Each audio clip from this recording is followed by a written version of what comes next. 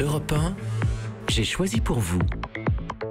Une grève, ça se passe à Bordeaux, grève qui va faire écho si votre enfant mange à la cantine. Car on a beau dire que le plastique c'est fantastique, ça n'est pas forcément le cas pour tout. Exemple, dans la ville d'Alain Juppé, où monsieur le maire a dû, après de nombreux épisodes, virer Kazakh et choisir de remettre sur les tables des réfectoires des établissements scolaires de sa ville des assiettes en céramique comme avant et des couverts à l'ancienne. Sous la pression des parents, il est en train de faire machine arrière, parents qui avaient obtenu d'ailleurs, excusez du peu, le soutien de taille du chef Alain Ducasse dans leur combat contre le plastique. C'était au mois d'avril dernier. L'affaire aurait pu s'arrêter là, sauf que les cantinières ne l'entendent pas du tout de cette oreille.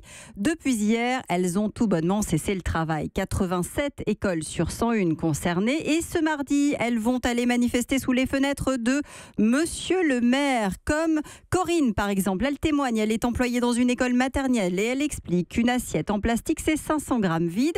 On divise par 5 le poids avec du plastique. Or, les syndicats ont fait les calculs. Ce sont 900 kilos qui sont manipulés à chaque interclasse par les agents. Et puis, la céramique, non seulement c'est lourd, mais c'est aussi bruyant. Bref, pas question pour elle de changer à nouveau de vaisselle. Le débat est donc relancé. Les parents avaient eu gain de cause. Souvenez-vous, à Strasbourg, à Montpellier, à Montrouge, où là aussi le plastique a bien failli s'imposer sur les tables. Le contenant plutôt que le contenu pour les betteraves et les cordons bleus qui seront peut-être servis à midi à nos enfants qui, quoi qu'il en soit... Je préfère manger à la cantine.